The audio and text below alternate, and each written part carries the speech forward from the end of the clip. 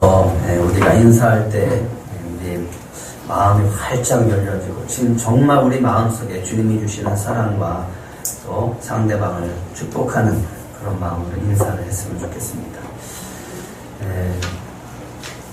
교회 딱 들어오면 느껴져요. 분위기가 느껴져요.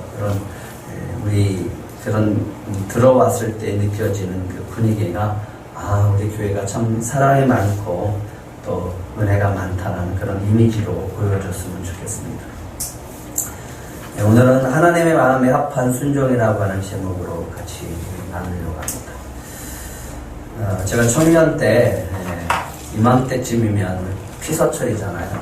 피서철이 되면 무척 부러워했던 친구들이 있었습니다. 누구냐 하면 기타를 칠 줄 아는 친구들. 여름에 해변에 가면 모래사장에 가면 이 모닥불을 탁 펴놓고서 기타를 치고 이렇게 노래하면 그렇게 멋있었어. 어떻게 하면 나도 기타를 한번 쳐볼까. 그런데 이게 노래를 잘 못하니까 기타도 못 치고 해서 그냥 부러워하기만 했습니다. 또 여름 수련회가 있는데 수련회 때가 되면 아이들이 3, 4분 모여서 이 중창단을 만들어서 사람들 앞에서 찬양하는 모습을 보면 또 그것이 그렇게 부러웠어요. 찬양을 못하는 것도 있지만 제가 못하는 것은 이게 악기를 다룰지 못하는 거하고 또 제일 힘든 게 뭐냐면 사람들 앞에서 이렇게 찬양하거나 노래하는 것이 너무너무 힘들었습니다. 그래서 제가 공부할 때 가장 정말 죽기보다 싫었던 때가 있었습니다. 언제일까요? 회식할 때 무슨 일이 있어서 그런 일이 노래를 해야 될 때 정말 탈영하고 싶을 때가 있는데 언제냐 하면 선생님들이 데려다가 사람들이 쫙 뺏어왔는데 저한테 노래를 하라고 하는 그때 정말 탈영하고 싶은 그런 심정이었습니다. 왜? 노래를 부를 수가 있어야죠. 노래 가사를 처음부터 끝까지 외우고 있는 게 한 곡도 없는데 어떻게 노래를 부르냐고. 너무너무 힘들더라고요. 정말 힘든 훈련을 내가 다 감당하라면 내가 훈련을 받겠는데 많은 사람들 앞에서 이게 노래하라고 하면 그 순간만큼 정말 도망치고 싶었던 그런 기억이 납니다. 참는 게 죽기보다 싫을 때 읽는 책이라고 하는 책이 있습니다. 거기 저자가 이시하라 가츠코라고 하는 사람인데 이 사람이 우리 인간관계를 맺으면서 살아갈 때 수시로 우리는 이렇게 생각한다고 합니다. 내가 이렇게 생각하는 게 맞을까? 그 사람은 왜 그때 그런 얘기를 했지? 혹시 나한테 화난 건 아닐까? 이렇게 생각을 하면서 살아간다라고 하는 거죠. 인간관계를 맺으면서 우리는 늘 생각하기를 저 사람은 어떤 생각을 갖고 있을까? 저 사람의 마음은 어떨까를 우리가 신경 쓰면서 살아간다라고 하는 거죠. 다른 사람 마음을 들여다보면서 판단하면서 살아가는 것이 우리가 인간관계를 맺고 살아가는 삶이다라고 하는 겁니다. 그런데 이렇게 우리가 인간관계 속에서 다른 사람들을 생각하면서 판단을 하는 순간 우리에게 찾아오는 것이 뭐냐 하면 괴로움이다라고 하는 거예요. 왜냐하면 행동하기 전에 내가 판단해야 돼요. 내가 생각해야 돼요. 혹시 내가 저 사람한테 이렇게 하는 것이 옳은 것인가 그런 것인가, 내가 이렇게 하는 것이 혹시 저 사람한테 잘못된 것일까, 실수하는 것은 아닐까, 막 이런 생각을 많이 하다 보면 인간관계 속에서 그 사람을 생각하고 판단하고 생각하고 행동하기 때문에 우리에게는 좀 스트레스가 된다고 하는 거죠. 이런 생각을 먼저 하고 행동하다 보면 어느 순간에 자신이 이렇게 판단하고 제가 저 사람을 생각하고 또 저 사람과의 관계 속에서 늘 신경 쓰고 살아간다는 것, 그리고 판단하고 행동해야 된다라고 하는 것, 그런 것 때문에 어떨 때는 좀 분노하게 된다라고 하는 거죠. 다른 사람의 마음을 먼저 신경 쓰고 살다 보면 어떨 때는 내 자신을 챙기지 못할 때가 있어요. 내 마음을 챙기지 못할 때가 있다라고 하는 거죠. 내 생각을 상대방에 맞추고 혹시 저 사람의 마음에 들지 않으면 어떻게 하나 신경 쓰면서 마음에 들 수 있도록 신경 쓰고 그 사람과의 관계를 위해서 억지로 참고 살다 보면 어느 순간에는 우리의 마음의 탄력성을 잃고 분노하게 된다라고 저자는 말합니다. 그래서 저자는 이렇게 얘기합니다. 자신의 사고방식, 태도, 듣기, 말하기, 행동 방식을 잘 점검하고 마음을 감별해서 마음을 지키면서 살아야 한다. 그렇게 조언하고 있습니다. 그런데 이런 감정이 항상 우리 인간관계 속에서만 일어나는 것은 아닙니다. 우리가 신앙생활을 하다 보면 하나님과의 관계 속에서도 일어나게 되어져 있습니다. 때로는 하나님의 말씀을 쫓아 살고 싶지만 하나님이 하라고 하는 것을 참 하기가 싫을 때가 있어요. 하고 싶지 않을 때가 있습니다. 정말 미워. 네? 근데 하나님이 용서하래. 그거 어떻게 하냐고. 안 되는 거죠. 정말 하기 싫어요. 근데 하라고 하는 거예요. 순종하는 게 쉽지 않죠. 또 해야 되는데 정말 하고 싶은데 하나님이 하지 말라는 것도 있습니다. 좀 내 마음대로 살고 싶고 좀 내가 내 자신을 위해서 좀 행복한 삶을 위해서 투자하고 싶고 좀 내 뜻대로 살고 싶은데 하나님은 그것을 하지 말라고 하실 때도 있습니다. 때로는 하나님의 말씀에 순종하고 경건한 삶을 살아야 한다는 것을 우리가 잘 알고 있지만 그것이 우리 마음에 큰 부담이 되어질 때가 있어요. 하나님 우리에게 온전한 순종을 요구하십니다. 온전한 순종이 뭘까요? 어떤 게 온전한 순종일까요? 하나님은 이렇게 얘기합니다. 마음과 뜻과 정성, 우리의 성품을 다해서 하나님의 말씀을 지켜 행하는 것, 그것이 온전한 순종이다. 이렇게 얘기하십니다. 주님은 억지로 마지못해 순종하는 것을 기뻐하지 않는다라고 말씀하십니다. 즐겨 순종하지 않으면 유익하지 않다라고 말씀하십니다. 그래서 주님은 우리가 즐겨 순종하는 것을 기뻐하십니다. 이사야 1장에 보면 이런 말씀이 있습니다. 이사야 1장 19절 20절 한번 같이 읽겠습니다. 시작. 너희가 즐겨 순종하면 땅의 아름다운 소산을 먹을 것이요 너희가 거절하여 배반하면 칼에 삼켜지리라. 여호와의 입의 말씀입니다. 하나님의 말씀을 순종하느냐 순종하지 않느냐 하는 문제는 하나님이 이렇게 보십니다. 그 사람이 믿음이 있느냐 없느냐 이것으로 판단하십니다. 순종은 곧 믿음입니다. 그 사람이 주님을 사랑하느냐 사랑하지 않느냐를 기준으로 삼습니다. 순종하면 하나님을 사랑한다라고 하나님은 생각하십니다. 그 사람이 신앙에 성숙한 사람이냐 그렇지 못한가 그것에 척도가 됩니다. 또 순종하는 사람은 여기서도 말씀하신 것처럼 축복을 받고 또 순종하지 못하는 사람은 축복을 받지 못하는 것이 하나님의 말씀입니다. 즐겨 순종하면 땅의 아름다운 소산을 먹을 것이요 거절하면 불순종하면 배반하면 칼에 삼켜지리라 라고 이사야를 통해서 말씀하고 있습니다. 믿음은 곧 순종입니다. 믿음은 곧 뭐라고요? 순종은 곧 믿음입니다.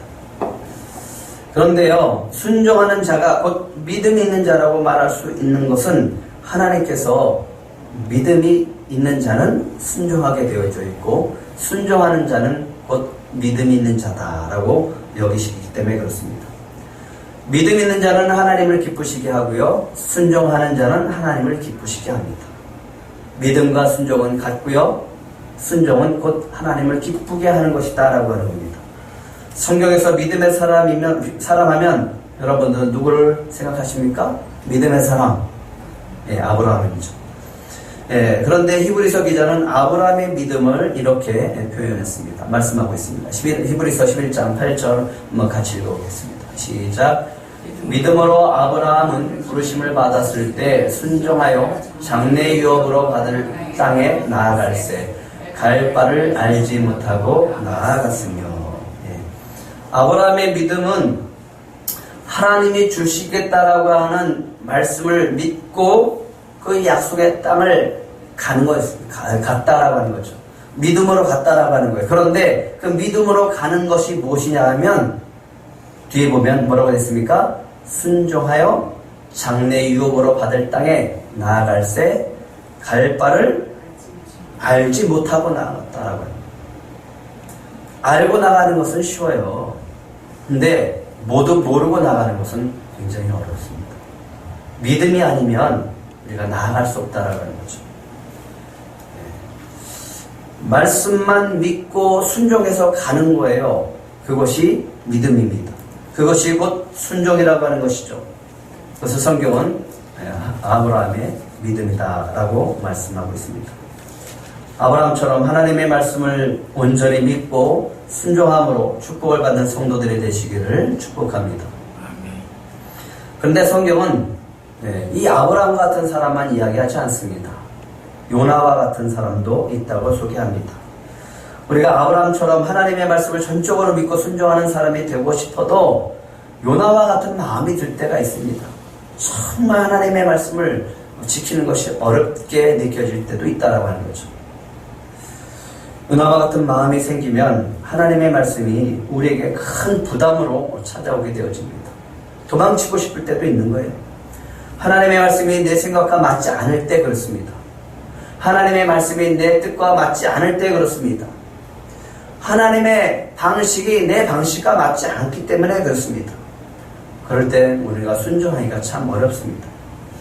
요나가 그랬어요. 하나님이 니느웨로 가서 내 말을 전하라, 선포하라 라고 했습니다. 그랬더니 너무 그게 싫은 거예요. 하나님 말씀에 순종하는 것이 너무 싫었어요. 그래서 니느웨로 가지 않고 반대 방향인 다시스로 가게 되어집니다.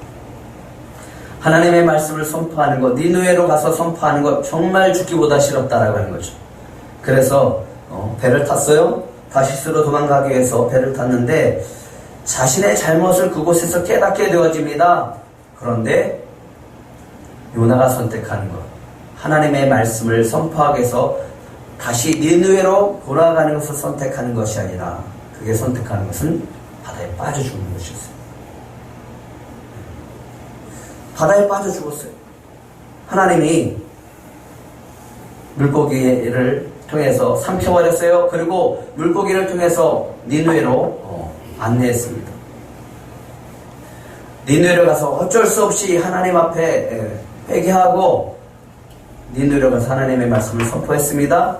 그랬더니 무슨 역사가 일어났어요? 니느웨 온 속에 다 회개 역사가 나타난 거예요. 그런데 성경에 보니까 요나서 4장에 보니까 이 모습을 보고 요나가 매우 싫어했다 했어요. 매우 싫어하고 화가 났다 했어요. 왜? 자기 뜻과 맞지 않는 하나님이 원하신 대로 이루어졌지만 자기가 보기에는 자기가 원하는 반대 현상이 나타나는 거예요. 그래서 하나님께 기도합니다. 내 생명을 걷어가 죽기를 가는 겁니다. 성경은 대표적으로 이 불순종의 사람 요나를 이야기하는 것을 볼 수 있습니다. 이렇게 하나님은 하고 싶지 않은 일도 억지로 순종케 하심으로 하나님의 뜻을 이뤄가시는 분입니다. 사울왕도 있습니다. 사울왕은 하나님 말씀에 불순종해서 버림받은 왕입니다. 아말렉을 쳐서 그들의 모든 소유를 하나도 남기지 말라고 다 진멸하라고 하나님을 말씀하셨어요. 명령했어요. 그러면 그 말씀대로 다 따라야 되는 거예요. 다 진멸해야 되는 거예요. 그런데 사울이 보기에 쓸만하고 좋은 것은 빼는 거예요. 그리고 쓸모없는 것들, 또 하찮은 것들은 진멸해버리는 거예요. 하나님이 이 모습을 보고, 이 불순종하는 모습을 보고 사울을 버리시게 되어집니다. 우리가 생각하면 이거는 괜찮을 거야, 이 정도는 괜찮을 거야 하는 거죠. 근데 하나님은 하나님의 말씀에 전적으로 순종하기를 원한다라고 하는 거죠. 거기에 내 생각과 내 방식과 내 뜻을 섞지 말라라고 하는 겁니다. 그것이 하나님께 온전한 순종이라고 하는 겁니다. 모세는 히브리서 기자는 모세를 이렇게 말씀하고 있습니다. 히브리서 3장 5절도 한번 같이 읽겠습니다. 시작. 또한 모세는 장래에 말할 것을 증언하기 위하여 하나님의 온 집에서 종으로서 신실하였고, 이 말씀은 지금 누구랑 비교하는 거냐면 예수님을 비교하는 거예요. 예수님을 나타내기 위해서 모세와 비교합니다. 근데 예수님을 하나님의 신실하고 또 충성된 사람이라고 얘기를 하면서 빗대서 얘기하는, 비교해서 얘기하는 이 모세, 이스라엘 백성들이 그렇게 존경했던 이 모세를 들어서 비교합니다. 근데 모세를 이렇게 얘기를 합니다. 장래에 말할 것을 증언하기 위해 하나님의 온 집에서 종으로 신실했다. 모세는 평생 하나님 앞에 신실했고 충성하고 하나님 앞에 순종한 사람이었다라고 이야기를 하고 있습니다. 그런데 신명기를 묵상하다 보면 얼마 전까지, 이번 주까지 신명기를 묵상했는데 이 신실하고 충성되고 순종했던 모세가 가나안 땅에 들어가지 못합니다. 왜요? 가데스에서 하나님이 명령합니다. 너는 이 백성 앞에서 반석에게 명하여 물을 내라 하라고 합니다. 근데 모세가 어떻게 했어요? 반석을 지팡이로 돈 꽝꽝 치면서 이 패역한 백성들아 라고 하면서 화를 냈습니다. 물은 났어요. 물은 나서 백성들에게 물을 공급해 주셨습니다. 하나님이 그렇게 했어요. 그런데 문제는 모세가 가나안 땅에 들어가지 못한다라고 하나님 말씀하십니다. 왜? 너는 백성 앞에서 내 거룩함을 나타내지 않았다라고 하는 거예요. 여기서 얘기하시는 말씀은 거룩함이라고 얘기합니다. 모세가 분노해서 하나님의 말씀대로 명하지 않고 두 번 친 것, 이것을 거룩함을 나타내지 않았다라고 하는 거예요. 불순종했다라고 하는 겁니다. 아무리 화가 나더라도 하나님의 말씀은 그 감정을 버리고 따라가야 된다라고 하는 거예요. 내 감정대로 하나님의 말씀을 따르는 게 아니라 하나님의 말씀 앞에 내 감정을 죽이는 게 이게 순종이라고 하는 거예요. 그게 거룩함을 나타내는 거라고 하는 거예요. 그래도 억울했어요. 그래도 화가 난 거예요. 좀 아쉬웠어요. 그래서 하나님한테 얘기합니다. 하나님, 그래도 저 가나안 땅에 좀 들어가게 해주세요. 그랬더니 하나님이 말씀하십니다. 그만해도 족하니 이 일로 다시 내게 말하지 말라. 그렇게 거절하십니다. 결국 모세는 가나안 땅을 바라보면서 리스가산 꼭대기에 올라가서 숨을 거두게 되어집니다. 거룩함이라고 하는 것, 그건 다른 거 아닙니다. 그냥 우리의 감정까지 다 누르고 하나님 말씀대로 살아가는 것, 그것이 곧 온전한 순종, 하나님이 기뻐하는 순종이다라고 하는 겁니다. 이와 같은 하나님이 기뻐하는 순종의 사람들이 되시기를 축복합니다. 하나님 말씀에 순종하기 어려울 때가 있습니다. 우리가 살아가다 보면 정말 내 생각과 하나님의 생각이 다르면 순종하기가 쉽지 않습니다. 내 하나님의 말씀이 내 마음에 들지 않을 때도 있어요. 그러면 순종하기가 힘들어요. 도저히 이해가 되지 않을 때 하나님의 말씀을 순종하기가 어렵습니다. 다윗하면 성경은 얘기합니다. 어떤 사람이라고 얘기하죠?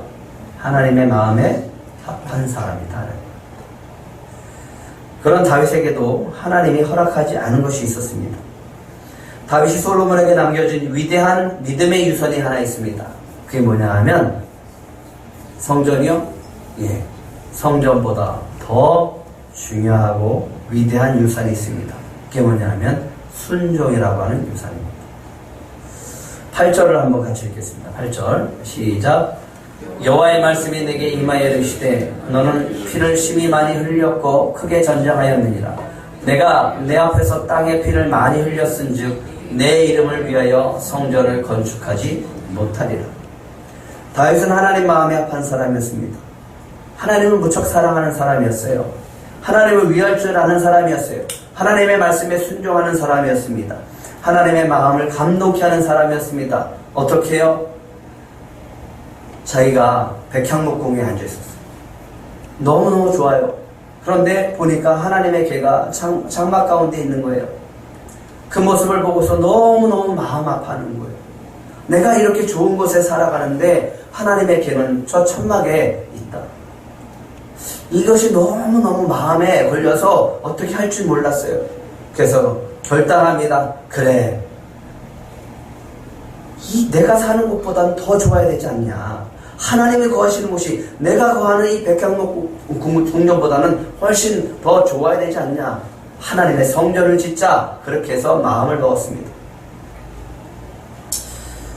그래서 나단 선지자에게 얘기를 했습니다. 그랬더니 나단 선지자가 이렇게 얘기를 합니다. 왕이시여 훌륭하십니다. 예, 왕의 뜻대로 하옵소서. 이렇게 얘기를 합니다. 이제 성전 건축을 지을 수 있게 되어졌어요. 성전 건축을 하면 됩니다. 그런데 그날 밤 하나님이 나단 선지자에게 말씀하십니다. 너는 가서 내 종 다윗에게 이렇게 전해라. 너는 내 성전을 지을 자가 아니다. 너는 내 성전을 지을 자가 아니다. 여러분은 만약에 나단 선지자에게 이런 말씀을 듣는다면 어떻게 반응하시겠어요? 하나님을 위한 뜻 아닙니까? 하나님을 위한 일 아닙니까? 기쁜 일 아니에요? 하나님이 기뻐하는 일 아닙니까? 제가 만약에 이런 소리를 듣는다면 하나님한테 이렇게 항변할 것 같습니다. 아니 왜 저에게 지을 수 없다고 말씀하십니까? 왜 나는 안 된다고 하십니까? 저를 위한 것이 아니라 하나님을 위한 것 아닙니까? 그런데 왜 안 된다고 말씀하십니까?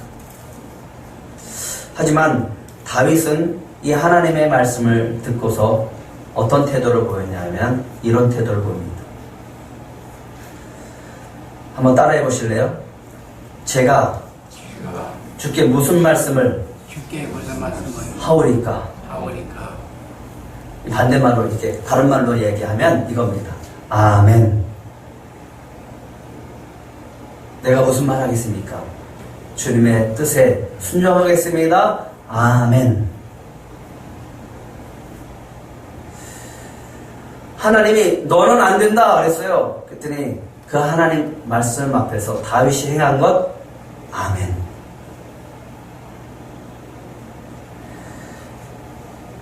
이게 쉽지가 않아요. 네, 알겠습니다. 이렇게 말하는 것이 쉽지 않더라고요. 왜 하나님 내가 안 됩니까? 왜 하나님의 뜻을 위해서, 하나님을 위해서, 하나님의 이름을 위해서 내가 성전 건축하겠다라고 하는데 왜 내가 안 됩니까? 라고 할 수 있는데 다윗은 하나님 앞에 그랬습니다. 아멘. 네, 알겠습니다. 그리고 시간이 흘렀어요. 이제 다윗이 죽을 때가 되어졌습니다. 솔로몬을 부릅니다. 그리고 솔로몬에게 성전 건축을 부탁하면서 이야기를 합니다. 아들아, 내 아들아, 내가 하나님 여호와의 이름을 위해서 성전 건축할 마음이 있었다. 하나님께서 내게 이런 말씀을 하셨다. 너는 전쟁에서 피를 많이 흘렸기 때문에 성전을 건축할 수 없다 라고 말씀하셨다. 솔로몬아, 그래서 내가 하나님 말씀에 순종했단다. 그러니 이제 너는 하나님을 위해서 내 대신 성전 건축을 해주길 바란다. 이렇게 남깁니다. 이것은 다윗이 솔로몬 앞에서 자신이 어떻게 순종의 삶을 살았는지를 솔로몬 앞에 보여주는 겁니다. 아무리 하나님을 위하는 마음이 있을지라도, 내가 아무리 하나님의 뜻을 기쁘게 하고 하나님의 마음을 기쁘게 하고 하나님을 위하는 마음이 있을지라도 하나님이 안 돼 하면 어떻게 돼요? 아멘. 성전 건축하고 싶은 그 마음까지도 아멘 그리고 접어버리는 것, 그것이 순종이라고 합니다. 솔로몬은 지금 다윗에게 그 순종을 배우고 있는 겁니다. 아, 아버지가 그렇게 하셨구나. 또 다윗이 어떤 사람입니까? 이스라엘의 왕 아닙니까? 전쟁에 능한 다윗이라고 할지라도 누구 앞에는 순종해요? 하나님 말씀 앞에는 순종하는 사람입니다. 솔로몬이 그것을 보는 거예요. 아무리 세상을 통치하고 다스리고 힘이 강력한 다윗 왕이라고 할지라도 누구 앞에 순종하는가? 그것은 하나님 말씀 앞에는 순종하는 분이구나 라고 하는 것을 솔로몬이 배우고 있는 겁니다. 하나님 말씀에 순종하기 어려울 때가 있습니다. 정말 내 생각과 하나님의 생각이 다를 때 그래요. 하나님의 말씀이 내 마음에 들지 않을 때도 그렇습니다. 그리고 도저히 이해가 되지 않으면 순종하는 것이 쉽지 않습니다. 성전 건축하고 싶었어요. 근데 하나님 허락하지 않았어요. 하지만 다윗은 하나님의 뜻에 순종하고 그 하나님께 드리고 싶었던 마음을 하나님 앞에 이렇게 드립니다. 그게 바로 하나님의 마음에 합한 순종이라고 하는 거예요.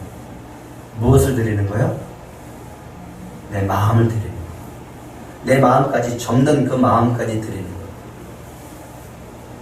그것이 바로 하나님의 마음에 합한 순종이라고 하는 겁니다. 레이턴 포드라고 하는 목사님이 있었습니다. 근데 이 목사님이 일행과 함께 서부 아프리카에 도착을 했어요. 그 공항에서 잠깐 기름을 넣고 있는 그 사이에 그 프랑스 출신의 선교사님을 잠깐 만나게 돼서 교제를 하게 되어집니다.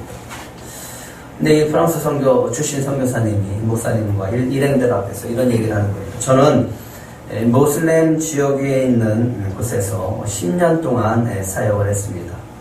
그런데 10년 동안 사역했는데 딱 2명만 결실을 맺었습니다. 그러자 목사님의 일행 가운데 한 사람이 선교사님에게 이렇게 묻습니다. 10년 동안 얼마나 많은 사람들이 예수님을 믿게 되었습니까? 예, 2명입니다. 예, 2명이요? 그러면 도대체 무엇 때문에 이곳에 있습니까? 어떤 의도로 얘기하는 거죠? 선교사님한테 어떤 의도로 이런 질문을 하는 겁니까? 예, 당신 10년 동안 뭐 했어? 이렇게 얘기를 하는 거랑 마찬가지예요. 10년 동안 2사람밖에 열매가 맺지 않았는데 무슨 선교를 하고 있습니까? 라는 그런 말투인 거예요. 사람들은 뭘 봐요? 예, 열매를 봐요. 성과를 봐요. 하나님은 뭘 보실까요? 그 사람이 순종하는가를 봅니다. 선교사님이 깜짝 놀라면서 이런 말을 합니다. 이곳에 왜 있느냐고요? 그것은 예수님께서 나를 이곳에 두셨기 때문입니다. 그 이유 때문에 제가 이곳에 있습니다. 사람들은 몇 명 결실했어요? 어떻게 됐어요? 성과가 어때요? 결과가 어때요? 거기에만 집중해요. 근데 하나님이 보시는 것이 있어요. 네가 그 자리에서 지키느냐? 내가 그 둔 자리에서 그대로 있느냐? 순종하느냐? 그 모습을 본다라는 겁니다. 도대체 무엇 때문에 이곳에 있습니까? 묻죠.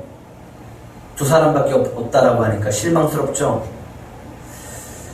이곳에 왜 있느냐고요? 그것은 예수님께서 나를 이곳에 두셨기 때문입니다. 그 이유 때문에 제가 이곳에 있습니다. 이 말이 이 레이턴 포드라고 하는 목사님의 귀에 들리고 마음에 울리기 시작했어요. 그리고 귀국해서도 계속 이 마음 때문에 감동이 되었다고 합니다. 하나님의 마음에 합한 순종은 우리의 생각과 뜻을 내려놓는 데 있습니다. 우리가 이렇게 된 것으로 만족하고 이렇게 될 것으로 예상하고 그래서 그것을 따라가려고 하는데 하나님이 안 돼 라고 하면 우리는 마음에서부터 벌써 반항이 시작되었죠. 순종하기가 쉽지 않습니다. 그런데 그 마음까지도 접어서 주님 앞에 드리는 것, 그것이 곧 하나님 앞에 온전한 순종이요 하나님이 기뻐하는 순종이요 하나님의 마음에 합한 순종임을 믿으시기 바랍니다. 흔히 일어나는 일들입니다. 어느 교회에서 장로 임직식이 있었는데 선출을 되어졌고 후보들이 있었어요. 근데 그 과정에서 장로 한 분이 장로에 선출되지 못하고 탈락이 되어졌어요. 장로님이 너무 화가 나는 거예요. 왜 내가 안 됩니까? 성도들 앞에, 목사님 앞에 늘 그렇게 얘기를 하는 거예요. 왜 내가 자격이 안 됩니까? 왜 내가 장로가 안 됐습니까? 왜 저를 장로로 뽑아주지 않습니까? 이 불만 속에서 자꾸만 그 불만을 토해내다가 결국은 이 장로님이 그 교회를 떠나게 되어졌다고 합니다. 왜 그럴까요? 받아들이기 힘들죠. 하지만 순종은 받아들이기 힘든 그 말씀까지 우리가 받아서 우리의 마음까지 접는 것이 순종임을 믿으시기 바랍니다. 내 마음에 맞지 않아도요, 내 뜻에 맞지 않아도, 내 감정이 상해도, 심지어 거절당해도 우리는 그 주님 앞에서 이렇게 얘기를 해야 됩니다. 아멘. 아무도 아멘을 하다 보나 참. 근데 다윗이 성전 건축을 포기하지 않았어요. 그렇죠? 네, 평생 성전 건축에 마음을 접긴 했지만, 자기가 성전 건축을 하지 않았지만 성전 건축에 대한 이 비전은 품고 살았어요. 그렇다면 다윗이 하나님 말씀에 불순종한 걸까요? 네, 그렇지 않습니다. 다윗이 하나님께서 다윗에게 약속하신 것을 붙들었기 때문에 그렇습니다. 하나님이 하지 말라, 너는 아무것도 준비하지 말라, 이게 아닙니다. 네, 하나님께서 약속하신 말씀이 있었습니다. 그게 뭐냐면 9절과 10절입니다. 같이 읽겠습니다. 시작. 보라, 한 아들이 내게서 나리니 그는 온순한 사람이라. 내가 그로 주변 모든 대적에게 평안을 얻게 하리라. 그의 이름을 솔로몬이라 하리니 이는 내가 그의 생전의 평안과 안일함을 이스라엘에게 줄 것이니라. 그가 내 이름을 위하여 성전을 건축할지라. 그는 내 아들이 되고 나는 그의 아버지가 되어 그 나라 왕위를 이스라엘 위에 굳게 세워 영원까지 이르게 하리라 하셨나니. 하나님의 계획이 있었어요. 다윗과 다른 계획이 있었습니다. 어떤 계획이요? 다윗은 하나님 앞에, 자기가 하나님 앞에 성전을 짓기를 원했어요. 근데 하나님은요, 다윗이 아니라 솔로몬을 선택했어요. 왜 그렇다고요? 왜 그런 계획을 세웠다고요? 하나님의 계획, 그는 온수라는 사람이에요. 성전 건축하는 사람은 온수라는 사람을 통해서 짓기로 하나님이 계획하십니다. 또 이스라엘 주변에 있는 모든 대적들을 다 정복하신 다음에 언제 짓기로 원하셨습니까? 평온할 때, 참참하고 평안할 때 하나님이 성전 건축을 짓기로 계획하신 것입니다. 그래서 그 이름을 다윗이 아닌 그 이름 솔로몬의 이름의 뜻은 평화로운 이라고 하는 이름의 뜻입니다. 주변도 평안하고 온순하고 평안이라고 하는, 평강이라고 하는 그 이름을 가지고 있는 사람을 통해서 하나님은 성전 건축하기로 계획하셨던 겁니다. 그래서 다윗은 성전 건축을 포기하지 않았어요. 그래서 평생 건축을 위해서 준비합니다. 석수를 시켜서 하나님의 성전을 건축할 돌을 다듬게 하고요. 성전에 필요한 재료를 다 모으게 하고 심지어는 못까지 준비합니다. 다윗은 숱한 어려움 속에서도 금 10만 달란트, 은 100만 달란트를 준비했습니다. 그리고 쇠와 구리는 무게가 달 수 없을 만큼 수많은 그 재료들을 다 준비했다고 합니다. 하나님께서 다윗에게 성전 건축을 허락하지 않았음에도 불구하고 왜 다윗은 이렇게 많은 것들을 준비했을까? 5절을 한번 같이 읽겠습니다. 5절 시작. 다윗이 이르되 내 아들 솔로몬은 어리고 미숙하고 여호와를 위하여 건축할 성전은 극히 웅장하여 만국의 명성과 영광이 있게 하여야 할지라. 그러므로 내가 이제 그것을 위하여 준비하리라 하고 다윗이 죽기 전에 많이 준비하였더라. 왜 이렇게 많이 준비했다고요? 솔로몬이 아직 어리고 미숙하고 성전 건축할 성전은 극히 웅장하다. 결국은 다윗이 솔로몬을 못 믿어가는 거예요. 믿었지 않은 거예요. 그래서 죽기 전에 최대한 성전 건축을 준비해 놓고 죽기로 결심했다라고 하는 거죠. 그래서 성전 건축을 준비했습니다. 이것을 보면 다윗이 얼마나 성전 건축을 원했던 사람인지를 우리가 알 수 있습니다. 얼마나 자기가 성전 건축을 하고 싶어 했었는지를 우리가 알 수 있다라고 하는 거예요.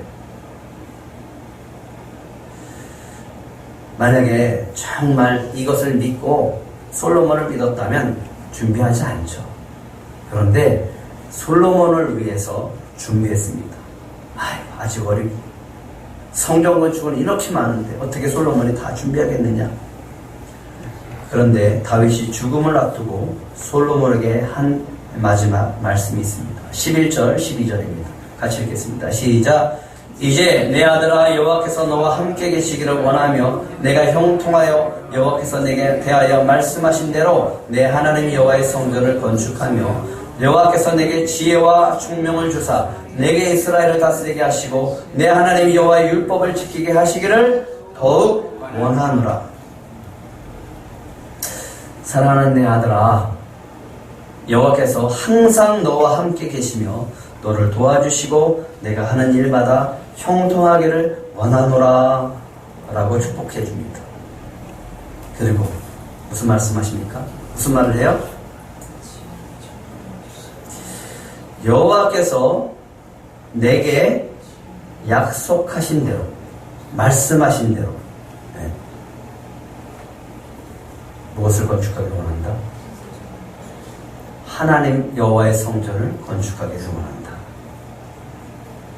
이것이 다윗의 마음이에요. 나는 할 수 없다. 그래도 끝까지 바라고 기도하고 축복해 주는 것 나는 할 수 없다. 하지만 너를 통해서 이루어지기를 원한다 라고 축복해 줍니다. 그리고 또 한 가지가 있습니다. 마지막으로 12절 한번 다시 읽어볼까요? 12절 시작. 여호와께서 내게 지혜와 총명을 주사 내게 이스라엘을 다스리게 하시고 내 하나님 여호와의 율법을 지키게 하시기를 더욱 원하노라. 이 말씀이 무슨 말씀일까요? 솔로몬이 어떻게 살기를 원하는 걸까요? 그렇죠. 솔로몬, 아들아, 내가 하나님을 순종하는 것처럼 너도 죽을 때까지 성전 건축하고 또 하나님 말씀에 절대로 순종하고 살기를 원한다. 이것이 다윗이 솔로몬에게 남겨진 믿음의 유산입니다. 그것은 바로 순종이라고 하는 겁니다. 하나님의 마음에 아픈 순종이 그런 순종의 사람들이 되시기를 축복합니다. 다윗이 마지막에 생각한 것이 이거예요. 우리는 이렇게 생각합니다. 아, 내가 해야 돼. 내가 해야 돼. 그런데 때로는요, 하나님의 말씀 앞에서 그것까지 내려놓는 거예요. 내가 안 해도 누군가는 하나님이 하셔요. 누군가를 통해서 하나님이 하십니다. 이런 마음까지 우리는 접을 수 있어야 돼요. 우리는 내 이름이 드러나기를 원해요. 내 이름이 높여지기를 원해요. 내 자리가 높여지기를 원해요. 인정받기를 원해요. 그런데 주님의 말씀 앞에서 이것까지 다 접어서 하나님 앞에 드려지기를 원합니다. 주님은요, 내가 안 하는 것, 주님 앞에 내가 안 하는 것, 그것이 오히려 순종이 될 수 있습니다. 왜? 내가 안 하고 솔로몬이 하고, 내가 안 하고 주님이 일할 수 있도록 내어드리는 것, 그게 순종이에요. 내가 하면 내 영광이 됩니다. 주님이 하면 주님의 영광이 되어집니다. 그것까지 우리가 다 접어서 주님께 영광을 올려드릴 때 우리는 순종의 사람, 하나님의 마음에 합한 순종의 사람이 되어줄 줄 믿습니다. 착각하면 안 돼요. 아, 내가 최고의, 내가 가장 적합한 사람이라고 생각할 수 있습니다. 나와 같이, 나만큼 하나님을 사랑하고, 나만큼 이렇게 성전을 사랑하는 그런 사람이 어디 있겠습니까? 하지만 하나님은 얘기합니다. 너는 안 돼. 그럴 때, 다윗은 말합니다. 아멘. 그렇게 하겠습니다. 우리가 평생 수고하는 거, 주님이 말씀하실 수도 있습니다. 그거 내려놔라 할 때 우리는 아멘으로 화답해야 됩니다. 그리고 다윗이 솔로몬에게 마지막으로 이렇게 이 모든 것을 내려놓고 이렇게 얘기를 합니다. 16절 마지막으로 읽겠습니다. 시작. 금과 은과 놋과 철이 무수하니 너는 일어나 일하라. 여호와께서 너와 함께 계실지로다. 다윗이 다 넘겨줍니다. 그리고 다윗은 인생을 마감하게 되어집니다. 성전, 누구의 성전이라고 불려집니까? 솔로몬 성전이라고 그래요. 근데 하나님은 누구를 더 인정합니까? 다윗을 인정합니다. 주님께서 저와 여러분들을 통해서 주님의 꿈을 이뤄가실 줄 믿습니다. 소망하기는 정말 하나님의 마음에 합한 그런 순종의 사람들이 되어져서 하나님의 기쁨의 사람이 되어지고 하나님의 꿈을 이뤄가시는 저와 여러분들이 되기를 축복합니다. 기도하겠습니다.